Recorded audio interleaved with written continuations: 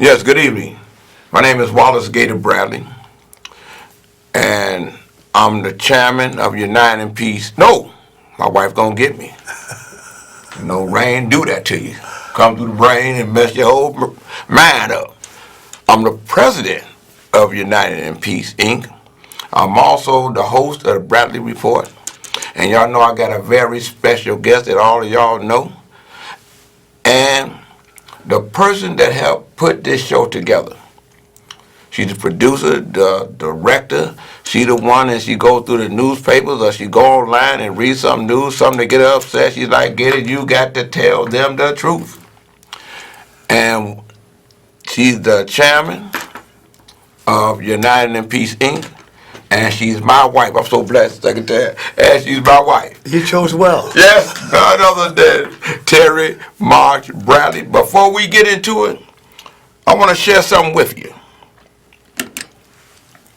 Secretary of State's office says the problem has been fixed. The State Board of Elections says a total of 545 people were improperly registered to vote by local authorities, but that already 161 have been removed from the voter rolls. Still, that's not enough to quell the criticism.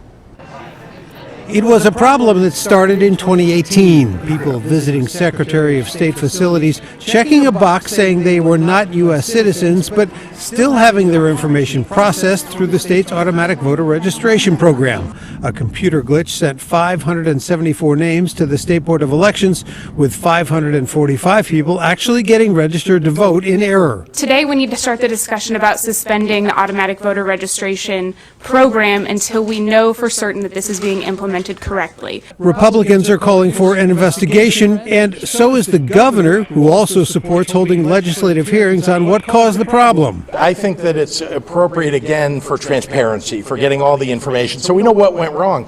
Look, I don't think we need to be pointing fingers at anybody about blame.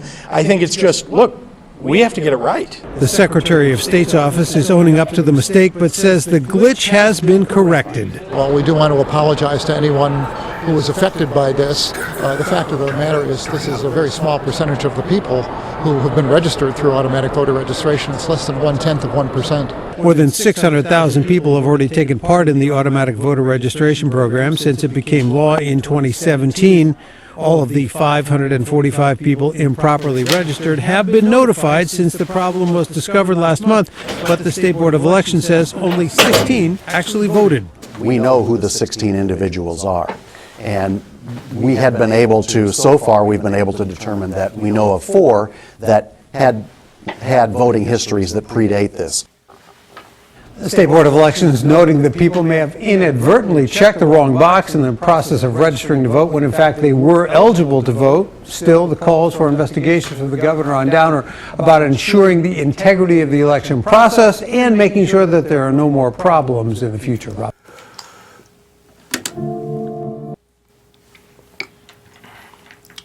You know, one of the things, Secretary, as we sit there and we watch that story, the most important thing that they could have just said over and over and over again, it was you and your office.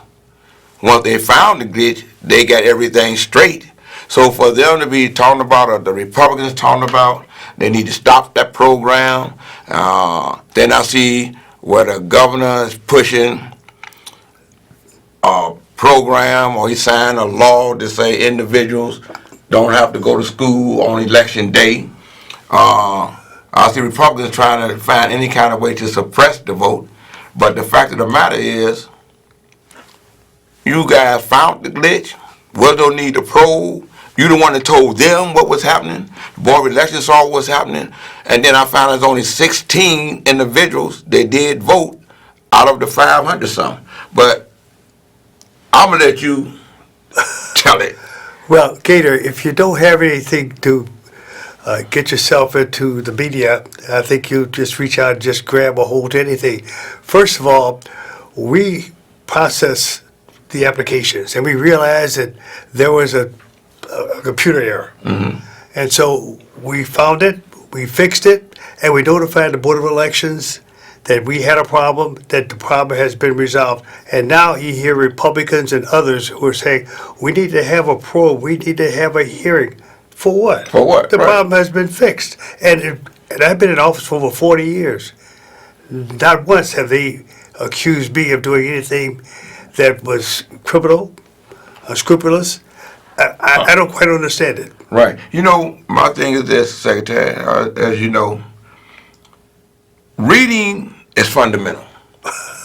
No doubt about Sometimes, in the two stories that they had in the paper, from what I've read, they made a whole bunch of errors. it. Yeah. No one asked for a probe. I'm not knocking the Sun Times and none of that. Tribune make errors. You know what I mean? I'm just glad that that news announcer let it be known, coming right off the top of his story, that the Secretary's office had fixed the glitch before they even had reason to ask for a probe or whatever it is. It's just me, Secretary. I know the fine work that you have done in the Secretary's office for decades, 41 years to be. 41 years. Okay, your life, pristine. We can't allow individuals that don't mean us as a people any good. I'm going to say it. The Republican Party, you see what they're doing in Washington, D.C. You got 53 senators that, regardless of all the evidence, they stand there like the man didn't do nothing wrong, and here they come. We shouldn't even have a voter registration program. You know what I mean? Okay. Then want to try to say the Secretary of State's office did it wrong. Your office came out and let everybody know. And people, I'm saying this. Reading is fundamental. Don't go by the headlines. We used to have a saying when we was going to school, you can't judge the book by its cover. Sure. You know, so caller, I see you. Could you state your name? Good evening, gentlemen. My name is Joe. My comment is this. Everything is so technical, technology, all right? It's wonderful and it has a place. But on the other hand, when you hear about Russia can hack into it, I be wondering what the heck happened to the paper backup. If we should have a way where we could double check the vote. Ages ago, we had elections like in 1800. It may have took weeks to settle the election. Now we can do it almost in a day. But still, we don't have that paper backup. What happened to the backup? And we have to worry about is hacking and errors and all that. You're right. Caller, let me explain that, and the Secretary may want to chime in. The thing is, what they were saying, since we in this technology, there's going to be technical mistakes, because at the end of the day, I don't care how intelligent the apparatus may be with this technology, it's still, the data is being put in there by human beings. Okay? It was a technical error, and that's why the human beings within the Secretary of State's office caught it and fixed it and called everyone, the Board of Elections, what I'm talking about, for them to be able to do their due diligence. And that's how they found out it was only 16 individuals that may have voted, and then informed the other 500 people. See how I made that technical error? 500 some people found out from the Secretary of State's office, what with the Board of Election, that they either signed the wrong box or they didn't have a right to vote if they was a non-citizen. Secretary, you want to? I think you've hit the nail on the head. It's a technical error. We found it. We fixed it. We told everyone involved about our mistake. And to think in terms of having a hearing or investigating the Secretary of State's office, for what? For what? The problem has been resolved. Right. And under no circumstances was there any criminal intent. Right. I've been in office, as I said before, for over 41 years. Never done anything like this. Right. Never been involved in anything like this. Right. Hey, well, I'm like this. Everyone was calling me, when they realized I'm going to have you on the show. They was thanking me and everything else, because they were saying a few other things, about our friend, But that's not for this show, because he's still our friend. I'm talking about J.B. Prisker. He's still our friend. He's still an honorable man. You know what I mean? And like he said, there's a need to be pointing the fingers. But I want to point a finger. Jesse White fixed it. His office fixed it. Once his office saw what was wrong, they did what was right to fix it and informed everyone who may have been harmed by it. Wasn't no probe or investigation to try to find out, did he call the Board of Elections? His office called the Board of Elections. In the story that I read, what I am saying, that's what was in the story. Caller, I see you. Could you please state your name? Hi, this is T.K. Hughes. How you doing? I'm doing great. I just wanted to send a shout out to the secretary. I have known him for pretty much a large portion of my life. He has always been straightforward, dedicated, never any type of negative anything about him. And I love him very much, and I think the people need to stand behind him and make sure that they don't do any type of investigation or anything, because there's nothing to investigate. It was found, it was solved, and that's that. Right. Thank you. So Secretary, you see as monolithic, if that's the correct word, of the honor and respect that the 3 million voters that voted for you have for you. And like I was saying, they was hot. They was hot. My phone was blowing up. I had to pull over to the side because I know I ain't supposed to drive and talk on the phone. You know what I mean? I'm talking through the Bluetooth. But this is what we as a people must always do. Check what's being said, what you're hearing, what research is for. That's what Google is for. You just pick up the thing and you can read it. You can read what. Reading is fundamental. It's fundamental. You see everybody make mistakes. All the ink that they got with the newspapers, they still misspell the word. You know what I mean? No comment. No, you ain't supposed to have it. I can say it because I'm just saying because I read. I read where it should be a comma and end up being a period. And it don't be a statement, it be a question. We all make mistakes. But this wasn't a mistake that wasn't fixed.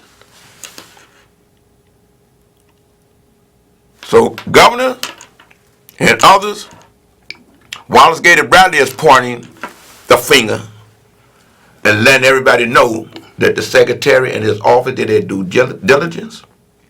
And I want to thank Channel 7 for letting it be known off the top of the story that the situation was handled properly, taken care of, and the young man that spoke with the glasses on. Dave Drucker. Dave Drucker? Drucker. Dave Drucker. Yes. I salute you, sir. Because you've been there a long time. I've been seeing you everywhere I go. I want to say, you're a wordsmith, sir. Because I read what you said, and I saw what you said. And you made it plain. I saw him today, and I thanked him for a job well done. Yes, sir. And as I said before, I don't know of any system or any organization or any company who could say we have never made a mistake. And of course, I think there's a ratio on the back of a pencil, isn't it? Right, that's what it is. And there was nothing criminal. Right. And if there's anything it's not necessary to spend a lot of money. A lot of money. On a hearing. On a You know, hearing. the people who are in dire need of the various Hey, governmental support. right. Why waste taxpayer dollars on a hearing that's frivolous? But if they want to do it, I'm fine. I'm ready for it. Yeah. Oh, like what that young woman said, the community is waiting for it too. You will not be standing by yourself. You know what I mean? You will not, because you're so righteous, man. You know what I mean? It's only the right thing to do. You know what I mean? I had a guy wanted to come onto the show. I told him, you have to catch the next one because this is something that I have to deal with. I called you. You were telling me Gator's gonna be okay. I said, I know, Secretary, but if you ain't too busy to come around here, you know what I mean?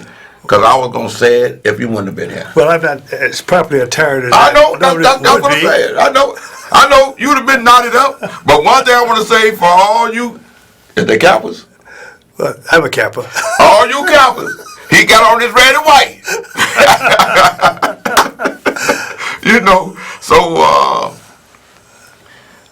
now that that's taken care of, Secretary, you want to share with my listening audience other wonderful things that's happening with the Secretary of State's office or things that you feel that we should know? Well, first of all, I want to thank the people, your listening audience, Right.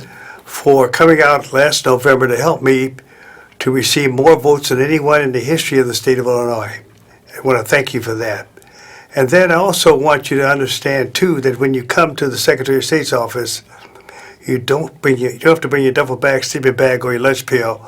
We're there to serve you and serve you in a timely manner. And if by chance you are a senior citizen, you go to the head of the line, disabled, head of the line, pregnant, or in the military, you go to the head of the line. And then there's something else that we want to double down on, and that is if you are 65 years of age and you want a state ID, we will give you that state ID free of charge. I got one. We also have a program by which if you are a veteran, and I happen to be one, I served in the military for 10 years and I used to jump out of perfectly good airplanes. I have at the bottom of my license which says veteran. And then if by chance you want to become a part of the organ and tissue donor program, we will, where you'll see a red outline of the state of Illinois, inside we'll have donor. We believe that when you're alive and well, you should give blood. When you're no longer here, give organs. So when you've done those two things, you'll make a positive impact upon society. Consider the fact that one person can provide life or improve the quality of life for 25 individuals. We just hope that you will sign up. And I'm really proud of the fact that about 91,000 high school students have signed up to become a part of the organ and tissue donor program. We're talking about young people who are 16 and 17 years of age. Prior to the enactment of this piece of legislation that we push forth through the Illinois General Assembly, was also only 18, had to start out at age 18. And now we felt as though, since these young people are going to drive, we would ask them would they like to become a part of this wonderful, wonderful program, and they've done Right. so in large number. And so we're proud of their involvement in this wonderful program. And I was talking with someone a few moments ago, and they wanted to know, what about senior citizens, older people? There's a young lady about 95 years of age who donated 3 or 4 organs. She's no longer here, but her 3 organs are still living in the body of someone else. We also want your listening audience to know that they should not be fearful of donating organs. Right. When they go to the hospital, they think that the doctor's not going to put forth a genuine effort to save them. The doctor has a commitment to you and to you only. Or you may say, well, because of religious reasons, I choose not to participate. Well, I have news for you. All of the religious religions in the Western world have all signed on to become a part of the organ and tissue donor Wow, that's a program. wonderful thing. And then someone will say, well, the rich man's going to get his organs before I get mine. Well, we have an order that we must follow. Or they may say they're going to sell my organs. Well, we don't sell organs in this state and in this country. Or they may say, I mean, that look good, am I going away? Well, the mortician know how to make you look. Spencer and a host of others. And so, please, sign up to become a part of the organ tissue donor program. And of course, when you come to the Secretary of State's office, we want to make sure that we treat you in a highly professional manner. And then there's something else that's happening, and that's called the Real ID. The Real ID is a program brought about by Homeland Security, where they require all states to recertify individuals who are going to fly on an airplane or go into a federal building. And of course, we ask you to bring your birth certificate or your Social Security card, and then 2 letters, like a telephone bill or gas bill, and then we will process those documents, and within an 11 to a 15-day period of time, you will receive your Real ID with a star up in the right-hand corner, which means you can fly domestically with presentation of that document. And so, even though you may have to wait a little longer to get the service that you wish you deserve, or the kind of service that you've enjoyed, when this program ends on October the 1st, 2020, then of course we will go back to our normal way of getting you in and out in a timely manner. Right, because this is a crash course. Oh yeah. Pretty much speak. Wow, I was about to say, man, could I bring out my AARP card and let them know that, hey, buddy, I ain't butting you in the front of the line, but I'll wait my turn. Yeah, but you know what's good about it? People have been pretty good about a senior citizen or a person on a cane or a person in a wheelchair that's moving up in front of them. They've been pretty good about not being negative toward the kind of service that we think that the people wish they need and deserve. Right, my man. But hey, all I can say, man, is this. And like I always say, to God be the glory. And I know I'm going to be seeing you Sunday morning. We got some churches to go through. Oh, you're talking about Mr. House, huh? Yeah, for Mr. House. Mr. House not in the house today, but he in somebody's house out there telling them to vote for him because he have ethical fortitude and integrity. But on Sunday morning till Sunday noon, man, last Sunday we didn't get through till about almost 4 or 5 o'clock. But we doing the right thing. Well, he's a good candidate, and right? A good person, and he's been a judge for about 21 years, and he's going to be good for the people of the state of Illinois. I believe that. I believe that. You know, we had 100 ministers that agreed with us. That was a great turnout. Yeah, that was. Yeah, that was. Yeah, that was. Yeah, that was. And it was called in a short time. They didn't have no problem. You know, and one of the things we want to say, because that I love that he be saying we go to the churches, he get into it. House, that house. But before you say that, I go all over the county. And I go through the county with that woman there. Oh, Patty. You know, he got to let everybody know he got his Patty. He got his Patty on the trail with him, you know. So, he got a good staff. He always said, Billy Dyson. He says, when you come to vote, remember, house is in the house. Right. That's pretty good. Right. So, you know, we got the good deacon, Billy Dyson. You know? He's the man. Secretary, I'm glad you took time, really, to come on the show. And the callers that came in, let me know that I have nothing to worry about. Okay. Just like me, they there with you. I appreciate that. And I'm sure the governor may not even be calling for a probe or wasting taxpayer money on no hearings, but know this, we are prepared. You know, the people are prepared, you prepared, but I hope they just heard instead of waiting for a hearing. They just had a hearing. They're having one in Washington, D.C. now as we speak. Right. But with us, don't waste your money. Don't waste your money. Right. The taxpayers need it. Right. Well, this is the time that I love, because, you know, I got the wife, she want to take me to dinner, you know, that's why I got my dinner suit on. Yeah, she's the first lady. Yes, she is. Hey, with that, We got to wrap it up. And I want to say again, thank you, Secretary. And like I always tell people, me and my wife feel that you are a blessing from God to us. And with that, I want to say good night, and to God be the glory.